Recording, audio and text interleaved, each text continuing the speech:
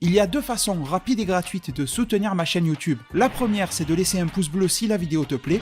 La deuxième, c'est de regarder une publicité gratuitement sur ma page Utip dont le lien est en description. Merci à tous. Salut les devins, c'est Saikyo. Petite vidéo concernant le film Nicky Larson et le parfum de Cupidon. Je l'ai vu au cinéma il y a peut-être une semaine en arrière, mais j'ai pas eu le temps de vous proposer la vidéo entre temps, etc. Enfin bref, je veux pas réellement qualifier cette vidéo-là de review, mais plutôt comme une espèce de guide, bien sûr très subjectif, avant que vous n'alliez voir le film au cinéma si vous ne l'avez pas déjà fait, que vous le regardiez plus tard légalement, etc. En gros, pour vous donner quelques clés, un petit peu comme je l'ai fait sur ma vidéo sur le jeu Jump Force, pour savoir si ça vaut réellement le coup ou pas. Alors déjà, parce qu'il y a eu beaucoup de polémiques autour de ce film, de sa publicité, son marketing, les youtubeurs, la presse, etc., je préfère vous prévenir que je n'ai absolument aucun contact avec la production, que j'ai payé ma place comme tout le monde, que personne ne m'a écrit ou contacté pour faire une vidéo là-dessus. Toute la démarche vient réellement de moi-même. Et je tiens à vous dire que, au moment de la production de ce film-là, de l'annonce, du trailer, et de la révélation de l'affiche, eh bien, bon, je voulais pas juger avant d'avoir vu le produit final, mais j'étais quand même persuadé que ce film-là serait une sombre merde. Pourtant, j'ai beaucoup aimé les anciens films de Philippe Lachaud, etc. C'est de l'humour potache, etc. On en dira et on en pensera ce qu'on veut, mais moi ça me faisait bien délirer, les alibis, etc. Bon, moi ça me faisait rire, mais là j'avais peur que ça soit anecdotique de ce qu'il a pu déjà faire comme blague dans ses précédents films, tout en essayant de mettre un espèce de skin Nicky Larson / City Hunter sur ce film-là. Et au final, ce n'est pas du tout ça, je trouve les devins, et j'ai été plutôt agréablement surpris. Alors pour moi, c'est pas le film de l'année, je préviens direct, laissez-moi tranquille avec les comparaisons avec le film DBS Broly, etc. Déjà parce que ça a pas de sens de comparer un animé avec une adaptation live d'un animé, ça a strictement rien à voir. De deux, chacun kiffe et préfère ce qu'il a envie, si tu préfères kiffer Nicky Larson, tu kiffes Nicky Larson, si tu préfères kiffer DBS, tu kiffes DBS. Pour ma part, ça sera DBS, mais en soi, les deux sont incomparables, donc on va laisser ça de côté. Et je vais vous parler rapidement du film Nicky Larson. Alors j'ai été agréablement surpris parce que je pense que peut-être que ce film-là est peut-être passé à côté de sa promo, parce que quand tu vois l'affiche, tu vois un truc, on dirait, d'accord, City Hunter, Nicky Larson, etc., c'est vieux, mais t'as l'impression sur l'affiche de voir un truc raté, quoi. T'as l'impression de voir pourquoi pas une photo professionnelle de cosplay comme tu en trouves sur Instagram un petit peu partout, mais pas une photo digne d'un film, clairement, hein, quand on voyait l'affiche.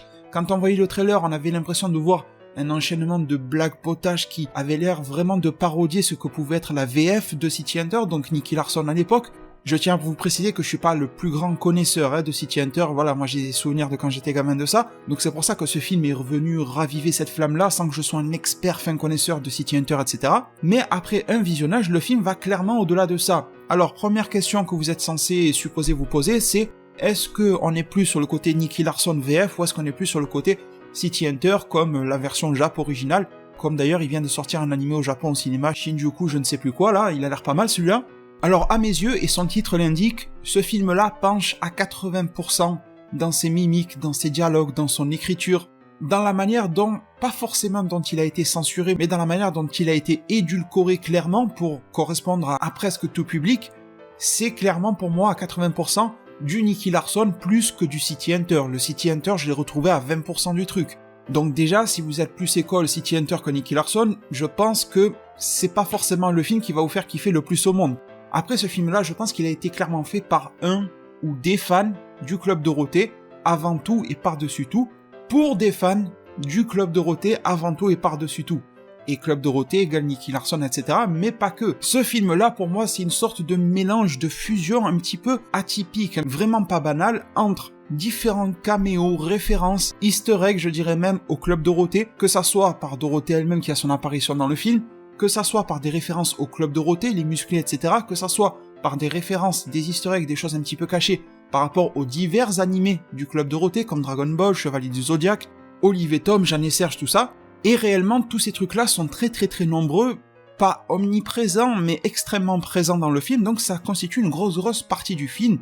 Tu ne vas pas voir ce film Nicky Larson uniquement pour Nicky Larson, mais également pour retrouver une expérience Club Dorothée pseudo-nostalgique. C'est ça, si tu as la fibre nostalgie du Club Dorothée, ce film va te faire du bien.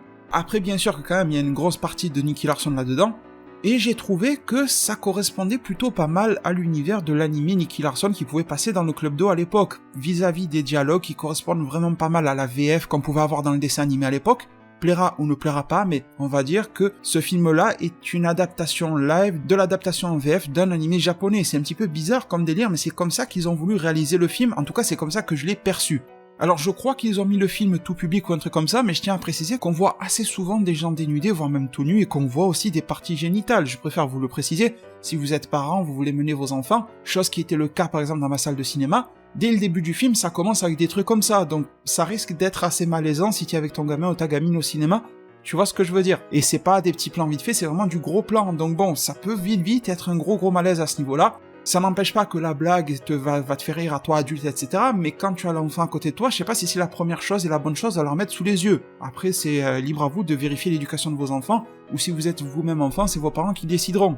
Comme je vous le disais, j'ai trouvé globalement l'univers Nicky Larson respecté, j'ai trouvé que le scénario de fond faisait très Nicky Larson. Une chose sur laquelle j'étais agréablement surpris, c'est certains acteurs. Bon, bien sûr, la bande à Philippe Lachaud, tout ça, on le savait, mais quand j'ai vu dans le trailer, par exemple, du Didier Bourdon, que j'aime beaucoup dans ce qu'il fait dans la comédie française et tout ça, dans tout ce qu'il a pu faire dans toute sa carrière, mais le voir là-dedans, je me suis dit, putain, est-ce que c'est pas juste ramener un grand nom du cinéma français juste pour le ramener? Et au final, voir ce gars-là être totalement ridicule. Eh bien, détrompez-vous, parce qu'il va très bien passer dans le film, et le rôle qui lui a été affilié va bien lui coller à la peau, je trouve. Les acteurs ont réellement pris leur rôle à cœur. Bon, il y a 2-3 scènes où j'ai pas pu être trop impliqué, parce que ça ressentait trop l'aspect parodique que le côté oui on est vraiment dans le drama ou quoi. C'est un petit peu dommage que par petits moments le film n'arrivait pas à se trouver, mais dans l'ensemble ça marchait bien. J'ai beaucoup aimé aussi les plans de vue niveau réalisation, je trouve qu'il y a eu beaucoup d'efforts qui ont été faits.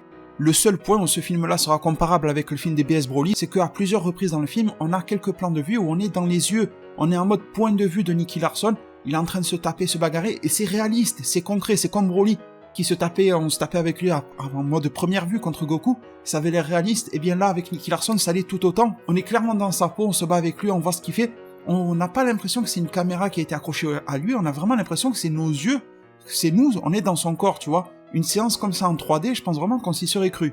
Donc il y a pas mal de bonnes choses qui ont été mises, on sent que c'est un film qui a été travaillé, qui a été fait avec beaucoup d'efforts, qui a été fait avec une volonté de respecter ce que les créateurs de ce film-là ont connu lorsqu'ils étaient enfants, donc Club Dorothée encore une fois. Pas mal de thèmes originaux ont été remis là-dedans, parfois finement placés, parfois ils ont été mis juste pour être mis à ce moment-là, ça dépendra des moments du film, mais au moins ils y sont, ils ont eu quelques droits sur les musiques originales de l'animé, donc ça c'est pas mal quand même.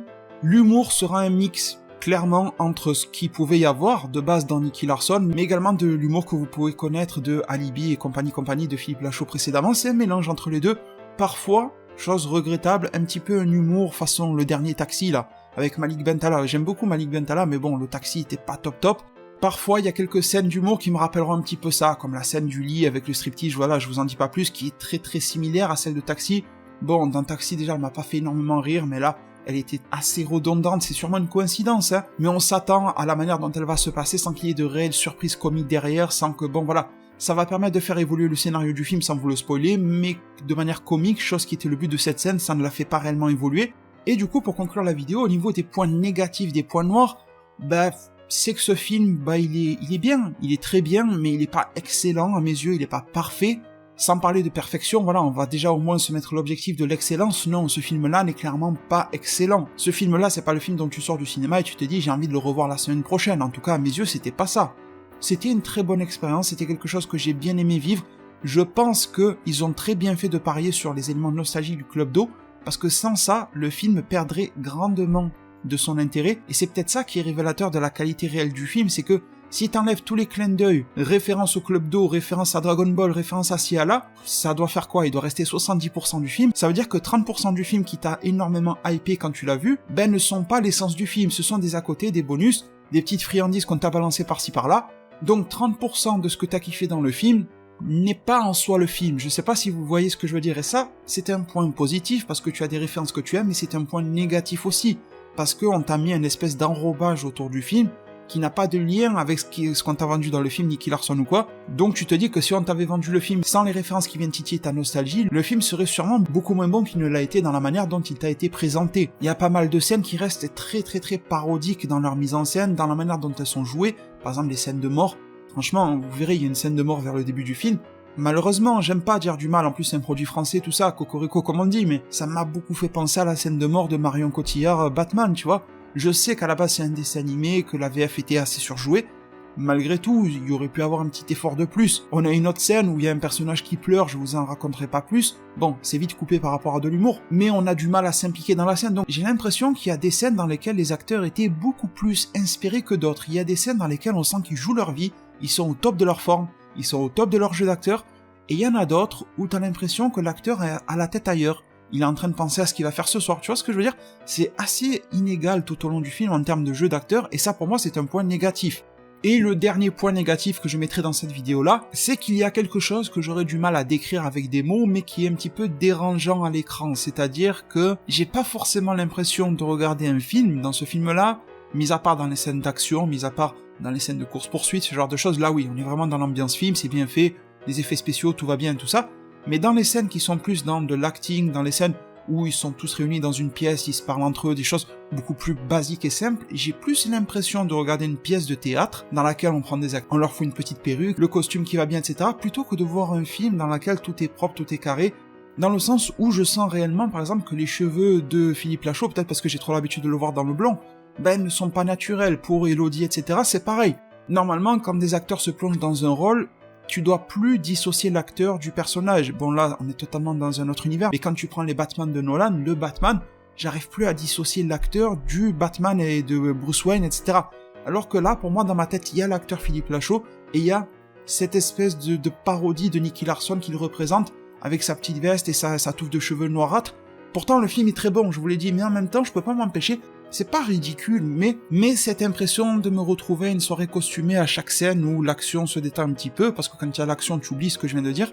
Mais en tout cas, tu es obligé d'y penser. Tu peux pas être 100% plongé dans le film parce que tu sens ce décalage-là. Pourtant, Nicky Larson, c'est quand même plus facile à adapter visuellement qu'un Dragon Ball. La coupe de Nicky est quand même plus facile à faire que la coupe de Goku, on est d'accord.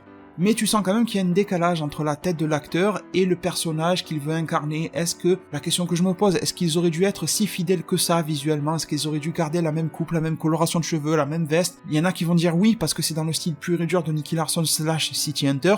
Il y en a qui vont dire non, peut-être qu'ils auraient dû adapter un petit peu. Je me posais la même question à l'époque du film Bleach, rappelez-vous, dans lequel je vous disais les personnages du live action japonais de Bleach seraient de très bons cosplays, mais pas forcément de très bons personnages à incarner tels quels dans le film, qu'il aurait peut-être fallu remanier les designs de Byakuya, de Renji, pour les incorporer un petit peu mieux à la sauce du film et que ça fasse un petit peu plus homogène.